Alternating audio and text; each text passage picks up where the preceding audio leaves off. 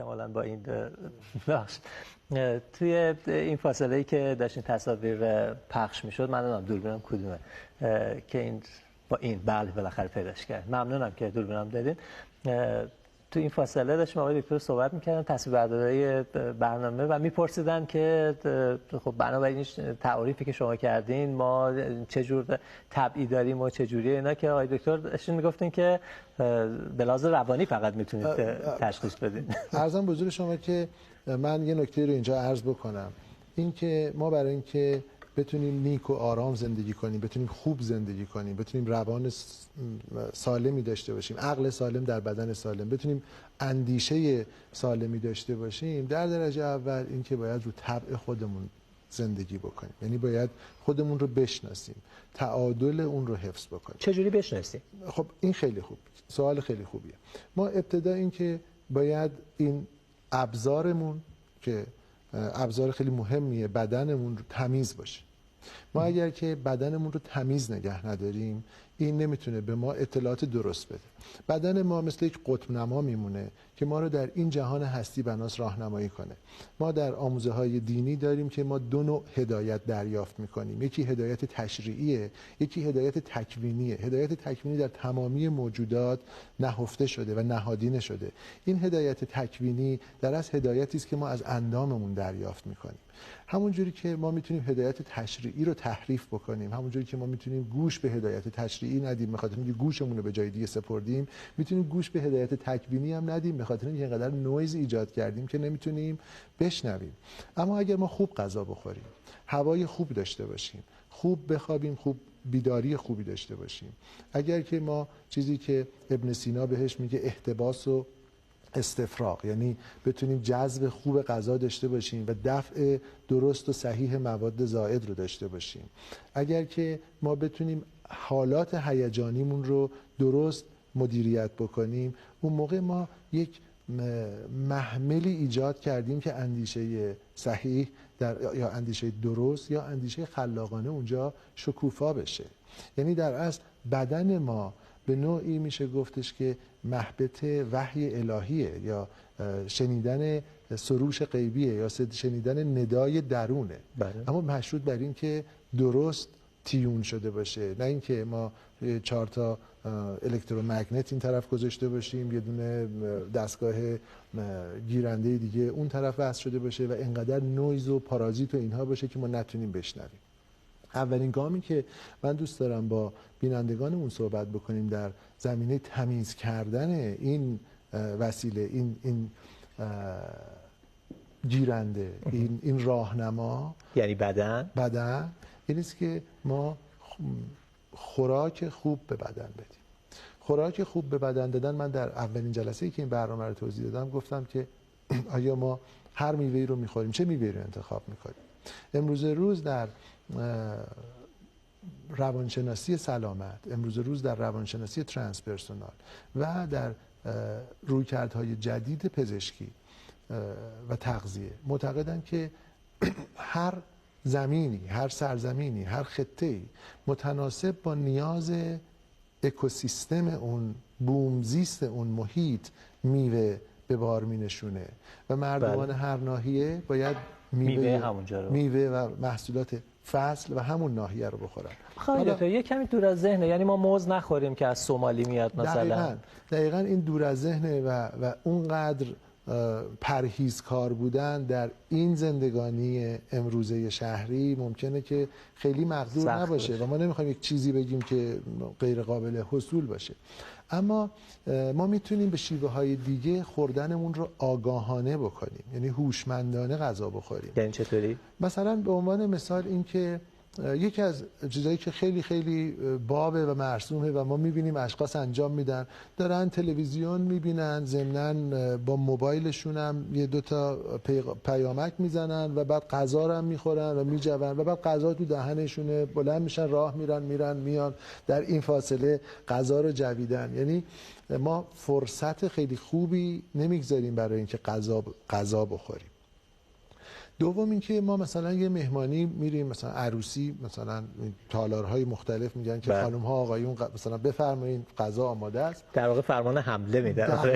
دقیقاً به اشخاصی که با تجربه ترن و هر حال یه مقدار پیش بینیشون بهتره، از همون حوالی که صدای بلندگو میاد اینا حرکتشون رو شروع کردن. اصلا یه تخصصی که آدم کجا بشینه. دقیقاً. و بعد این بشقاب رو که برمیداریم شروع میکنیم دیگه، از هر ظرفی یه قاشق و میایم میذاریم روی میز و بعد میریم بشقاب دوم، از هر اردوری، از هر پیش غذایی یه قاشق و بعد از هر پس غذا یا دسری یه قاشق و بعد میایم اینا رو میدیم تو بدن. خب این عینه میمونه که اگر که گیرنده تلویزیونی اینجا هست، بلافاصله از 4 تا یا 10 تا یا حتی 30 تا سورس مختلف به این میخوان سیگنال بدن. گیرنده چیزی رو نمیفهمه، فقط اینجا پارازیت و آشفتگی نشون میده. ما اگر که تازه اگه دیجیتال باشه ممکنه هنگ هم بکنه. دقیقاً اصلا هنگ میکنه. بهترین کلمه همینه، هنگ میکنه. بدن ما هنگ میکنه. ما اگر که به بدنمون هوشمندانه غذا بدیم، آگاهانه غذا بدیم و وقت صرف کنیم برای غذا خوردن، بدن با هوشمندی خودش متوجه خاصیت‌ها، کارآمدی‌ها و نیازهای متناسب غذایی بدن میشه.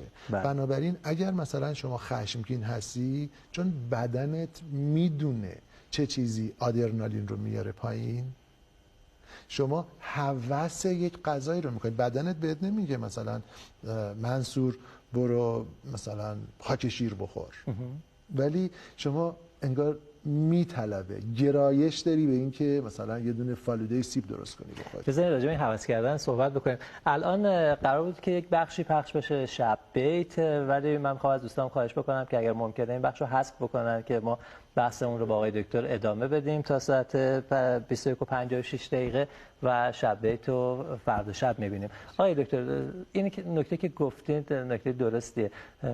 خیلی وقت‌ها آدم یه دفعه هوس یه چیزی میکنه و نمیدونه که این اتفاق از کجا میاد. چی میشه که یه دفعه هوس چیزی میکنه؟ من یه مثالی بهتون بذارم خیلی جالبه. با دوستانمون رفته بودیم یکی از این مهمونی‌های فرمان حمله، یکی از دوستان پنیر و سبزی و نون رو انتخاب کرده بود و میخورد. بعد یکی دیگه از دوستان میگه آقا نون پنیر سبزی تو خونم پیدا میشه یا بره رو میگفت من نمیدونم چرا اینو خیلی. اتفاقا این دوستمون کسی بودش که اهل ورزش بود، اهل طبیعت بود، اهل کمپ کردن در جنگل بود. این معلوم بود که بدن هوشمنده، بدن میدونه که چی میخواد. ببینید اصلا هوس کردن، ویار کردن اصولاً در ساختار تکامل شناختی بدن ودیعه الهیه برای اینکه ما بتونیم زنده بمونیم، برای اینکه بفهمیم الان نقص بدنمون چیه، بریم اون رو جبران بکنیم. ولی ما بعضا ذهنمون شرطی میشه، ما هوس هایی که میکنیم هوس بدن نیست بلکه هوس ذهنه. چرا؟ چون چیه؟ ما ببینید آقای ضابطیان، کلا هر کدوم از ماها، تمامی دوستانی که الان در این فضا قرار دارن، به یک بیوشیمی خاصی از مغز عادت دارن و بلکه معتادن. ما یک سری رفتارهایی که میکنیم، اینها در مغز ما یک سری نوروترانسمیترها و یک سری سلولهای عصبی خاصی رو فعال میکنه و اونها آماده تر هستن برای شلیک و آماده تر هستن برای فعالیت. این میمونه که مثلا یه گروه 10 نفره، 5 نفر الان دارن میدونن و گرمن و لباس آماده پوشیدن، 5 نفر زیر پتو خوابیدن مثلا تو چادر دار.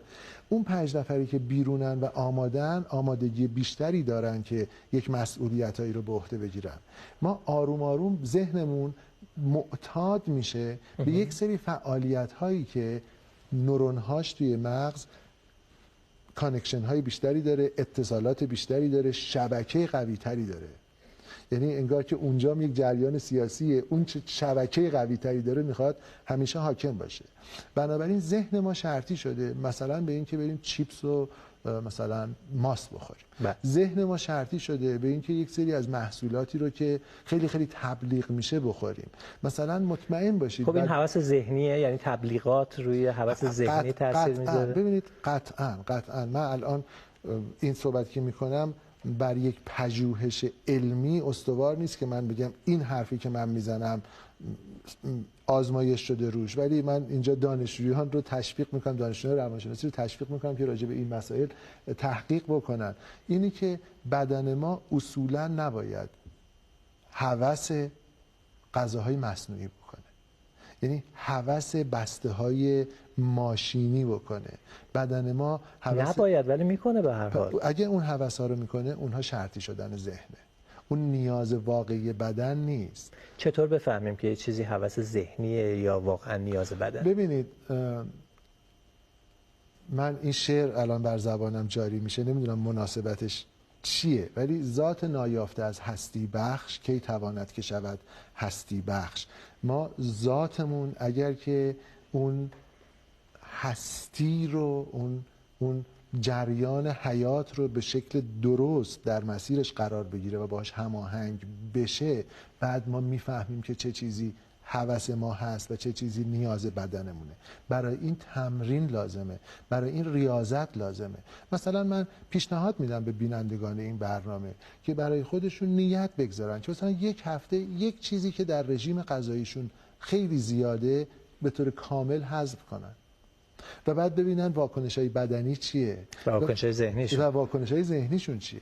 مثلا فرض کنید همین چای ننوشیدنش مطمئن باشید من با عرض پوزش از تمامی چایکاران هیچ آسیبی به بدن نمیزنه. و چایخواران هیچ. مثلا یک هفته شما بیاین چایی نخورید یا از فردا یا یک روز بیاین چایی نخورید یا 2 روز بیاین برنج نخورید یا ادویجات غذا رو کم کنید. هرچی بیایم به یه مطلب دیگه آقای ضابطیان، حجم غذا رو کم کنیم، طول مدت غذا خوردن رو زیاد بکنیم.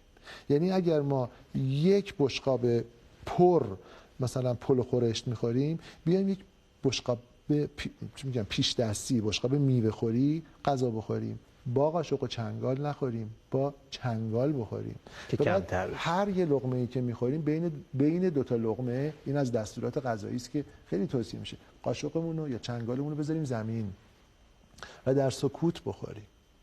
آروم آروم ما متوجه میشیم که بدن ما اول از همه که سپاسگزاری میکنه. یعنی ما داریم یک سری چیزهایی رو میفرستیم تو بدنمون که فقط بدن ما وظیفش این است که اینها رو بگیره و دفع بکنه. و بعد هنوز این وظیفه تموم نشده یه چیز دیگه روش. ما برای اینکه بفهمیم صدای بدنمون چیه در درجه اول آقای ضابطیان لازمه که یه مقدار صداهای مزاحم بسیار خوب. پس ما باید خداحافظی بکنیم تا هفته آینده که با شما بحثمون رو ادامه بدیم. فردا شب برنامه ما رو تماشا بکنیم که ویژه برنامه بزرگداشت حافظ هستش. ببخشید. خیلی ممنون. متشکرم. قربان شما. خواهش می‌کنم. شب شما بخیر. قربون شما.